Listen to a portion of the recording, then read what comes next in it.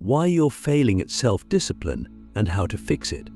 Let me ask you something. Why is self-discipline so hard? We all know what we're supposed to do to succeed. Wake up early, eat healthy, exercise, stay focused, avoid distractions.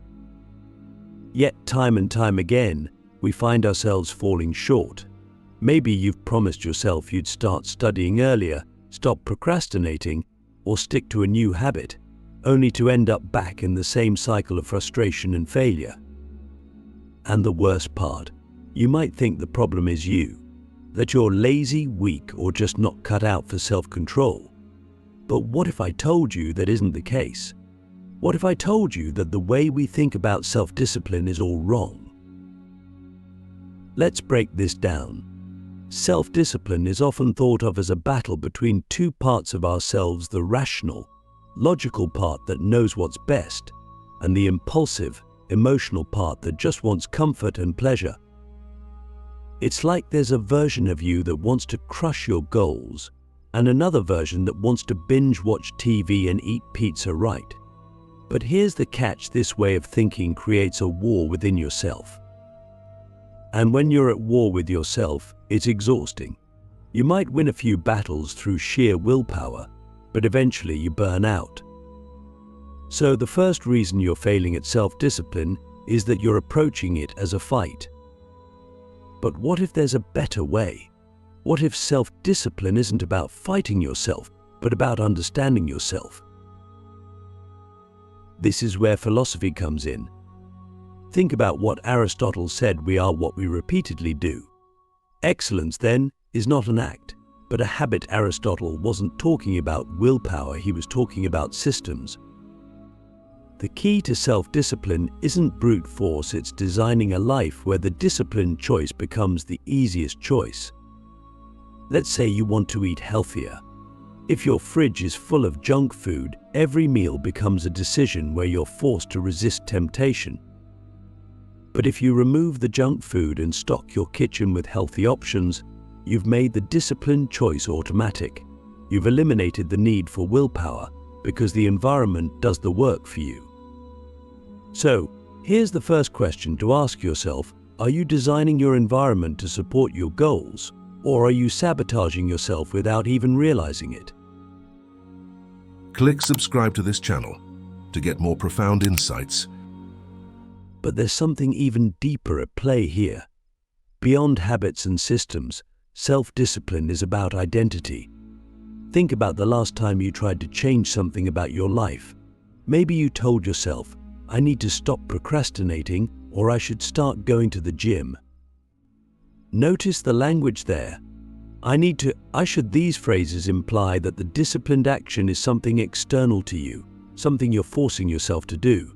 But true self-discipline isn't about forcing yourself to act. It's about becoming the kind of person who naturally acts that way. Here's an example. Instead of saying, I should work out, imagine saying, I'm the kind of person who takes care of their body. See the difference?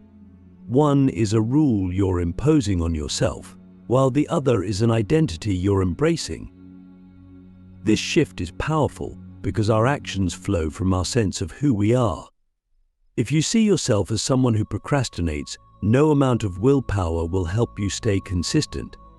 But if you see yourself as someone who values focus and productivity, the disciplined choice becomes natural. So, ask yourself, who do you want to be? And what kind of actions would that version of you take every day? Of course, even with the right systems and identity, there's still the problem of motivation. Why do you want to be disciplined in the first place? Nietzsche, one of the most profound philosophers of all time, believed that humans are driven by a will to power, a deep desire to overcome challenges and grow stronger. Discipline, then, isn't just about achieving goals, it's about becoming more than who you are today. It's about proving to yourself that you can rise above your limitations. But here's the thing, if your goals don't inspire you, discipline will always feel like a chore. So, take a moment to reflect. Are you chasing goals that truly matter to you, or are you stuck pursuing things you think you should want? In the next part, we'll dive into the hidden psychological forces that sabotage your self-discipline and explore how to reprogram your mind to work with you instead of against you. Because once you understand what's really holding you back, you'll realize self-discipline isn't about being stronger, it's about being smarter. The hidden saboteurs of self-discipline, why your mind works against you, and how to outsmart it if you've ever felt like self-discipline is a constant uphill battle. You're not alone. It often feels like your brain is working against you, pulling you toward instant gratification when you know you should be focusing on the bigger picture. But have you ever stopped and asked yourself, why does this happen? Why is it so hard to choose what's good for me in the long run over what feels good right now? The answer lies deep in the psychology of how our minds evolved, and once you understand it, you can take back control. Let's start with a simple truth: your brain isn't wired for self-discipline, it's wired for survival.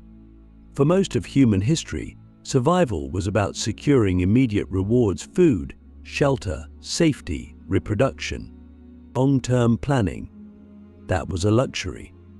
Our ancestors lived in an environment where delaying gratification wasn't just unnecessary, it was dangerous. If you didn't eat that berry when you found it, someone else might, or worse, you might not find food again for days.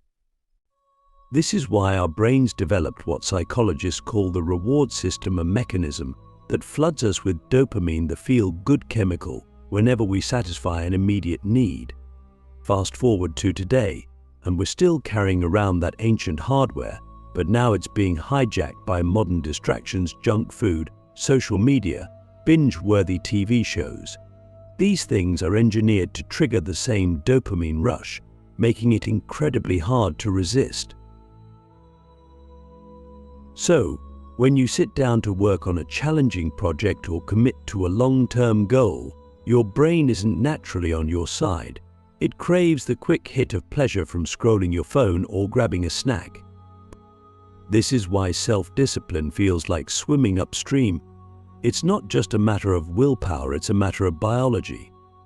But here's the good news: once you understand how your brain works, you can outsmart it.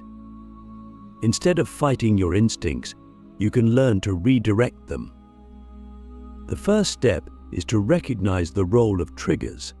Every time you give in to a temptation, there's a trigger behind it, something that sets off the craving. Maybe you check your phone every time you feel bored, or you grab a snack every time you feel stressed. These triggers are like little switches in your brain, and they operate on autopilot. But here's the thing: autopilot can be reprogrammed. Instead of trying to suppress the temptation, which rarely works, replace it with a new habit. For example, if boredom triggers you to scroll on social media, make a conscious decision to replace scrolling with something productive, like reading a few pages of a book or taking a walk. Over time, your brain will start associating the trigger with the new habit instead of the old one. But even if you change your habits, there's another saboteur lurking in the background: your inner critic. You know that voice, the one that whispers, "You're not good enough. You'll never stick to this. Why even bother?" That voice is one of the biggest obstacles to self-discipline because it feeds on self-doubt and erodes your motivation. The philosopher Epictetus, a key figure in Stoicism, had a profound insight about this.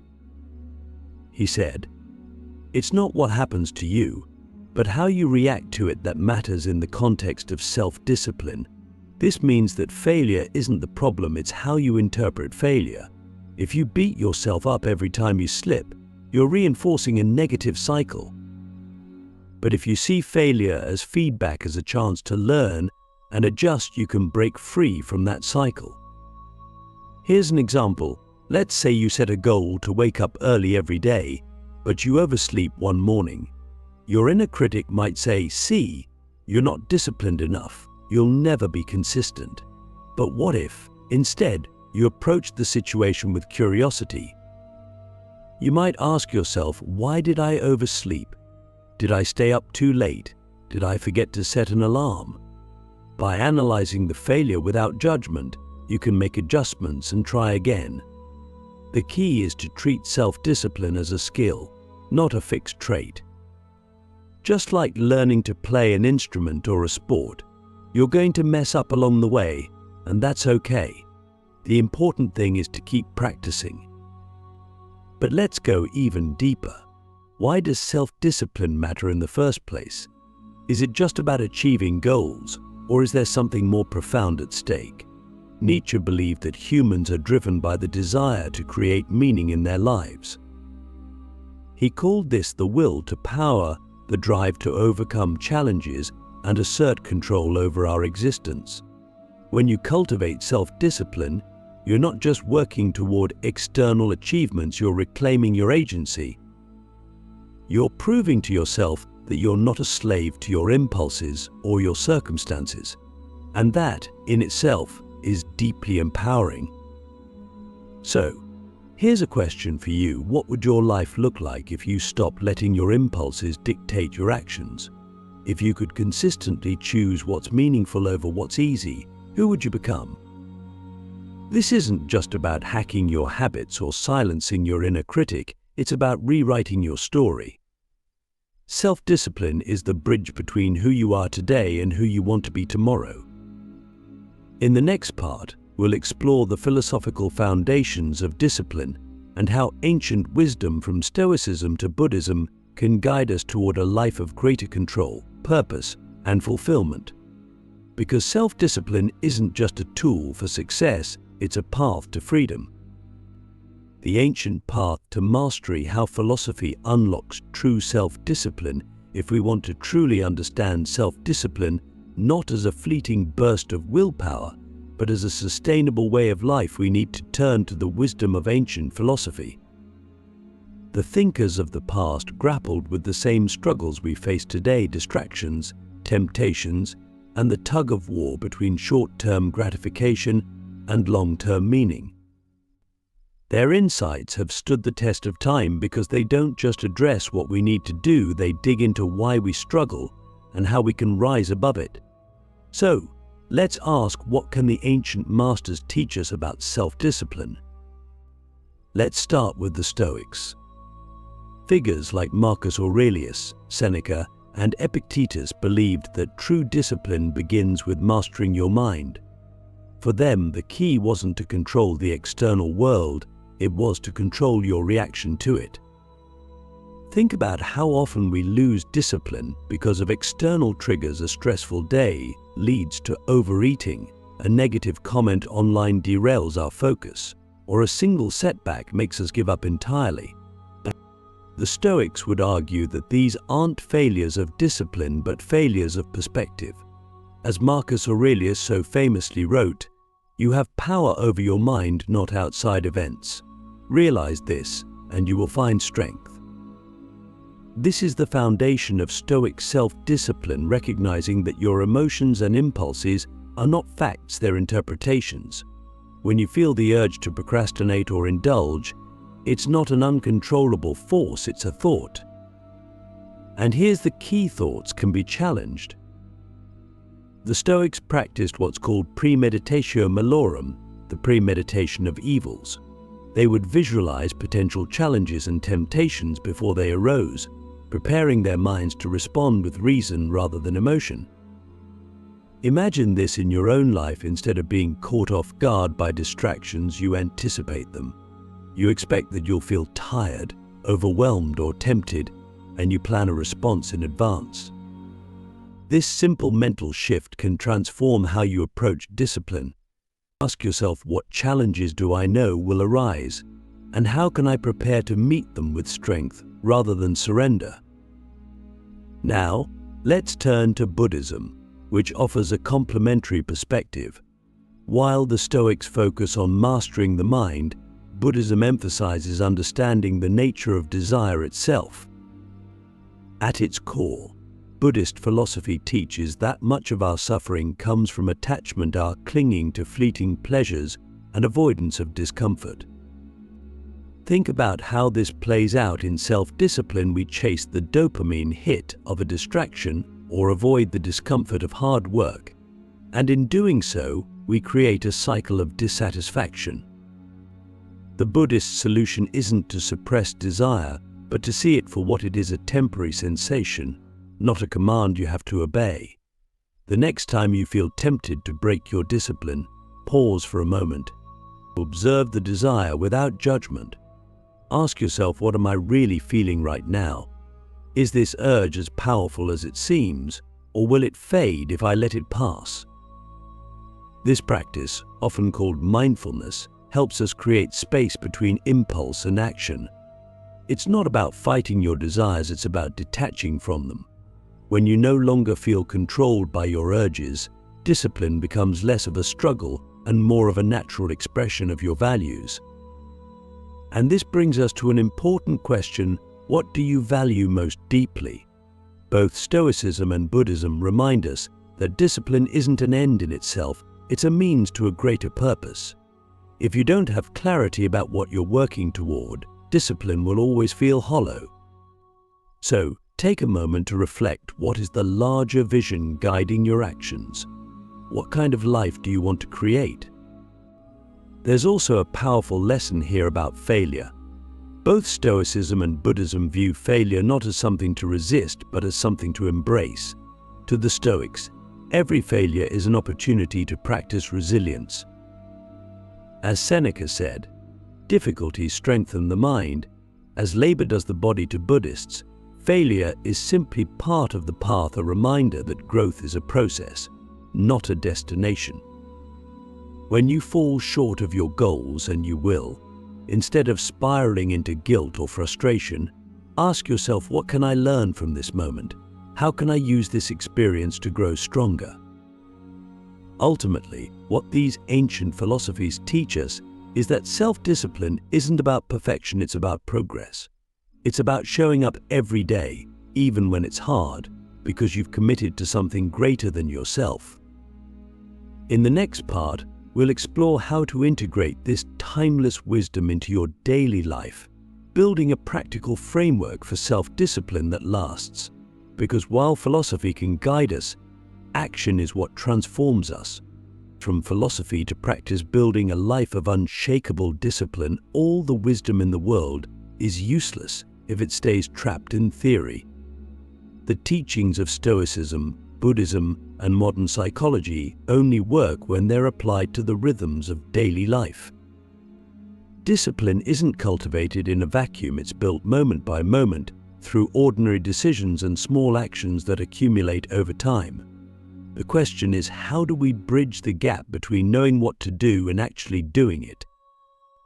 The first step is to simplify. We often fail at self-discipline because we overcomplicate it. We set lofty goals without breaking them into manageable steps, or we try to change too many things at once. Here's the truth: complexity is the enemy of consistency. Instead of trying to overhaul your life in one sweeping gesture, start small. Pick one habit, one area of your life, and focus on mastering that first. James Clear, author of Atomic Habits, explains this brilliantly: you do not rise to the level of your goals. You fall to the level of your systems. Your systems, the small, repeatable actions that shape your day, are what determine your success. Let's say you want to wake up earlier to have more time for your goals.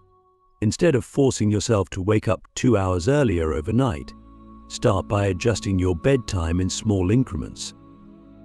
Set your alarm 15 minutes earlier each day and use that time to establish a morning ritual that excites you.